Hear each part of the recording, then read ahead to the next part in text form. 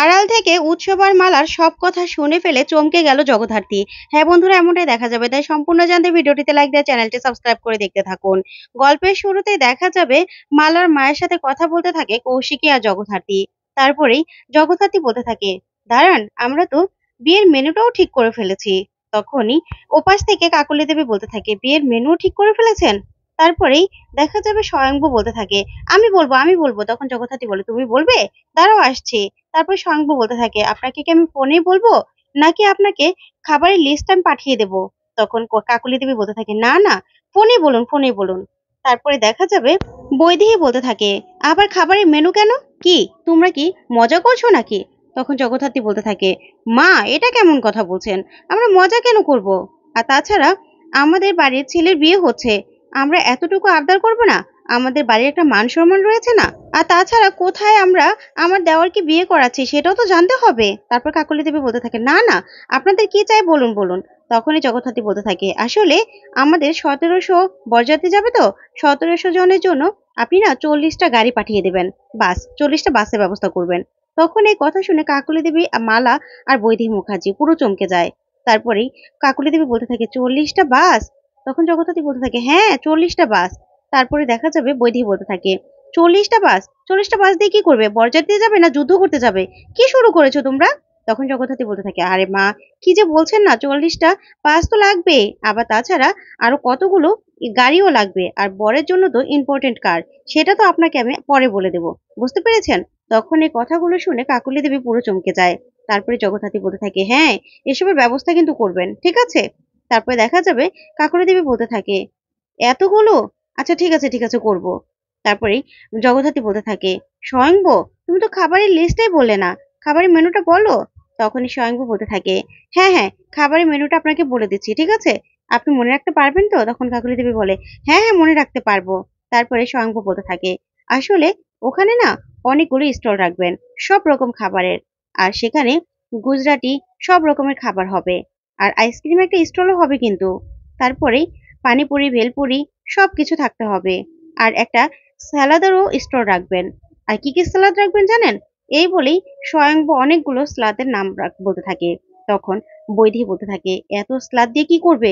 তাহলে তো স্যালাদ খেয়েই পেট ভরে যাবে। আর তুমি কি স্যালাদ খেতে? ওই কাঁচামরিচ আর পেঁয়াজ। তখনই স্বয়ংভু বলতে থাকে, তাতে কি হয়েছে মা? সবাই খাবে তো? তারপর জগদ্ধাত্রী বলতে থাকে, মা আপনি কেন এরকম করছেন বলুন তো? আরো আছে তো, এগুলো তো খাবারের মেনুতে থাকবেই। আরো বাঙালি খাবার থাকবে, সব রকম ডিশ থাকবে। তারপরেই আমাদের বরের জন্য তো হেলিকপ্টার আনবে। হেলিকপ্টার হেলিকপ্টার পাঠালে না বেশ ভালো হবে। আমাদের বর হেলিকপ্টার দিয়ে যাবে। তখন এই কথা শুনে কাকুলি দেবী বলতে থাকে, হেলিকপ্টার পাঠাবো? তখন কৌশিকা জগদ্ধাত্রী বলে, হ্যাঁ, মুখার্জি পরিবারের ছেলের সাথে বিয়ে দিচ্ছেন মেয়েকে, জানতে হবে না যে ছেলেকে কি করে আপনি নিবেন? হেলিকপ্টারও পাঠাতে হবে, বুঝতে পেরেছেন? আর এতগুলো খাবারের আয়োজন কি করতে পারবেন না? এত আয়োজন যদি না করতে পারেন, তাহলে আমাকে বলুন না, আপনার কাছে যদি টাকা না থাকে, আমি ধার দেবো। তখনই কাকলি দেবী বলতে থাকে, না না, সব কিছু হয়ে যাবে, আপনার থেকে কেন টাকা ধার নেব? তখন কৌশিকী বলতে থাকে, নিতেই পারেন যদি টাকা না থাকে। আসলে আমাদেরও তো মান সম্মানের ব্যাপার আছে, তাই না? আমাদের সব জায়গা থেকে লোক যাবে। তারপরে যদি আমাদের মাথাটা ছোট হয়, তখন আমাদেরই তো খারাপ লাগবে। তখন এই কাকলি দেবী বলতে থাকে, না না, সব হয়ে যাবে। তারপরে উৎসব দেখা যাবে স্বয়ংভূর সাথে রেগে যায় আর বলতে থাকে, কি বলছিস তোরা? কি বলছিস? পারবে না মানে? আমার শাশুড়ি কে উনি জানিস তুই? জানিস? তখন এই স্বয়ংভূ বলতে থাকে, কে বল? তারপরে জগদ্ধাত্রী কে বলতে থাকে, বলো তোমার শাশুড়িকে। ওইদিকে কাকলি দেবী ভয় পেয়ে যায়। তারপর কাকলি দেবী বলতে থাকে, না না, আমি কে সেটা বলতে হবে না, আগে বলো আর কি কি লাগবে। তারপরে স্বয়ংভূ আরো অনেক খাবারের নাম বলতে থাকে। তখন কাকুলি দেবী বলতে থাকে, এগুলো কি রাক্ষস নাকি? তারপরে জগদ্ধাত্রী বলতে থাকে, আপনি কি বললেন? তখন কাকুলি দেবী বলে, না না, কিছু বলছি না। তারপরে দেখা যাবে এই কথাগুলো বললেই বৈদেহী রেগে যায় আর বলতে থাকে, তোমরা কি শুরু করেছো বলো তো? কি শুরু করেছো? 40টা গাড়ি পাঠাবে, তারপরে আরো হেলিকপ্টার পাঠাবে। হেলিকপ্টারটা কোথায় গিয়ে নামবে শুনি? তোমাদের বাড়ির ছাদে? তখন জগদ্ধাত্রী বলে, না না মা, আপনি এরকম করছেন কেন? আমাদের বাড়ির ছেলে বলে কথা, হেলিকপ্টার ছাড়া কি আর বিয়ে হতে পারে বলুন তো? সবাই দেখবে তো মুখার্জি পরিবারের ছেলে বিয়ে হচ্ছে, সেটা এরকম ভাবে না হলে কি চলে? তখনই তারপর কাকিলি দেবী বলতে থাকে, আর কি কি আবদার আছে বলুন? তারপরেই স্বয়ংভূ বলতে থাকে, ইভেন্ট। তারপর কাকলি দেবী বলে, আবার ইভেন্ট? ইভেন্টই কি? তখন কৌশিকী বলতে থাকে, হ্যাঁ, সেলিব্রিটিরা থাকবে, তারা নাচ গান করবে, আমরা দেখবো। তখন কাকুলি দেবী বলে, আচ্ছা ঠিক আছে, সবকিছুর আয়োজন হয়ে যাবে, সবকিছু। তারপরে ফোনটা রেখে দিলে বৈদেহী বলতে থাকে, তোমরা কি মজা করছো? বুঝতে পারছি না, তোমরা কি মজা করছো? কি শুরু করেছো তোমরা? এতগুলো ডিশ থাকবে না? খাবারের নাম গড়গড় করে বলেই গেলে। তারপরে 40টা গাড়ি লাগবে, ইম্পোর্টেড কার, তারপর হেলিকপ্টার, ভাগ্যিস হেলিকপ্টারের কথা বলেছিলে, রকেটের কথা বলনি। তখন এই কথা বলে ওখান থেকে ওরা চলে গেলেই কৌশিকী, জগদ্ধাত্রী আর স্বয়ংভু হাসতে থাকে। তারপরে কৌশিকী বলতে থাকে, জগদ্ধাত্রী, আমি যেটা ভাবছি তুমিও কি সেটাই ভাবছো? তখন জগদ্ধাত্রী বলতে থাকে, বড়দি, মালার মায়ের কণ্ঠটা কেমন চেনা চেনা মনে হলো না? তখনই কৌশিকী বলতে থাকে, হ্যাঁ। তারপর জগদ্ধাত্রী বলে, কোথায় যেন শুনেছি। তারপর স্বয়ংভু বলতে থাকে, সব থেকে বড় কথা কি জানেন, আমরা যতটা ভেবেছিলাম তার থেকেও কিন্তু উনি অনেক বড় লোক, উনি অনেক বড় লোক একটা পার্সন।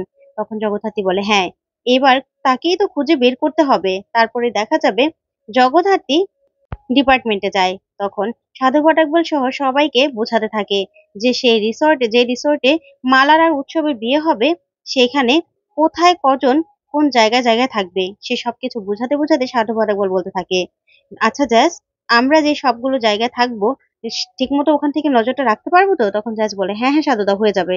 ঠিক তখনই নন্দী আসে আর এসে বলতে থাকে, জ্যাস, যেই ম্যারেজ সার্টিফিকেট আছে সেটা হলো জাল।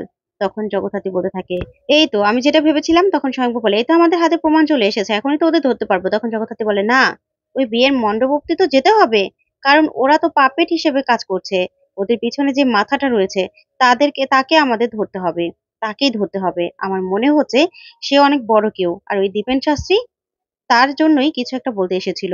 তারপরে সাধু পাঠাকবালকে জগদ্ধাত্রী বলতে থাকে, সাধুদা, আসলে ওই দীপেন শাস্ত্রীর উপর নজর রাখুন। তখন সাধু পাঠাকবাল বলে, কেন? তখন জ্যাস বলতে থাকে, আমার মনে হচ্ছে ওনাকে মেরে ফেলা কেউ চেষ্টা করবে। তখন সাধু পাঠাকবাল বলতে থাকে, কি বলছো তুমি? তখন জগদ্ধাত্রী বলে, হ্যাঁ, ওনার উপর নজর নজর রাখুন, আমার মনে হচ্ছে ওনার বিপদ হতে পারে। তারপরে জগদ্ধাত্রী বলতে থাকে, সেখানে বিয়ে গায়ে হলুদ সবই হবে, কিন্তু তার আগেই হবে এক ধামাকা। তার আগে আমি চাই যে যে পিছনে আছে তাকে আমি ধরে ফেলতে। কারণ আমরা যেমন প্ল্যান করছি উনিও তেমন প্ল্যান করছে, সেদিন হয়তোবা ক্ষমতার লড়াই হবে, কে জিতবে সেটাই হলো কথা। তখন সাধু পাঠাকবার বলতে থাকে, অবশ্যই আমাদের জ্যাজ জিতবে। ওইদিকে দেখা যাবে মালা উৎসবকে বলতে থাকে, আমার না আর কিছুই ভালো লাগছে না, সহ্য হচ্ছে না, আমি যবে থেকে এখানে এসেছি আমাকে সবাই ইনসাল্ট করছে, একটার পর একটা ঝামেলা লেগে আছে। সেই দিন মেহেন্দি দেওয়ার পর কিভাবে আমার হাত পা চুলকোলো, সারা শরীর চুলকোলো, আমি নিশ্চিত সেখানে বিচুটি পাতা ছিল। তারপরেই তারপরে বালতির জলে আলকাতরা ছিল। আমার না এসব আর ভালো লাগছে না। তারপরে সে খাবারেও তো কি যেন একটা ছিল। আমি না এসব আর সহ্য করতে পারছি না। আমার একদম ভালো লাগছে না। তখন উৎসব বলে, মাথাটা ঠান্ডা করো মালা। তখন মালা বলে, না, আমি না আজকেই তোমাকে চাই। আজকেই আমার কাছে চাই। আমাকে এতগুলো ঘর থাকতে এই ঘরে ফেলে রেখেছে। আমার না আর ভালো লাগছে না। আমি আজকে তোমার জন্য এখানে অপেক্ষা করব। তুমি এখানে আসবে। তখন উৎসব বলে, মালা, আর তো কটা দিন, আমাদের বিয়ে তো হয়ে যাবে। তখনই জগদ্ধাত্রী এসে ওদের কথা শুনে দাঁড়িয়ে পড়ে আর আড়াল থেকে বলতে থাকে, এই তো আমার ঠাকুরপো, আমার বোনের হাজবেন্ড পরক্রিয়া করছে। না না, এর শেষ আমাকে দেখতে হবে, এটাই তদন্ত করতে হবে। তারপরে মালা বলতে থাকে, উৎসব, তোমাকে আমি ভালোবাসি, আই লাভ ইউ, তোমার জন্য আমি অপেক্ষা করবো। তুমি যদি না আসো না, আমি বারে চলে যাব, মদ খাবো, ডান্স করবো, আমি যা খুশি তাই করবো। তখন উৎসব বলতে থাকে, না না মালা, এসব করো না, প্লিজ এসব করো না। তখনই মালা বলতে থাকে, আমার মাকে জানো, তুমি জানো আমার এসব আর সহ্য হচ্ছে না। তখন উৎসব বলে, প্লিজ তুমি এরকম করো না। তখন মালা বলতে থাকে, আমি আজকেই তোমাকে চাই, আমি তোমার জন্য সেজেগুজে আমি এখানে অপেক্ষা করব। তখন ওসব বলে, আচ্ছা ঠিক আছে, তুমি পাগলামো করো না, আমি এখানে আসবো, বুঝতে পেরেছো, আমি আসবো। তখন এই কথাগুলো শুনে জগৎ হাতি চমকে যায়। তো বন্ধুরা, আজকের আপডেটটি কেমন লাগলো কমেন্ট করে জানাও।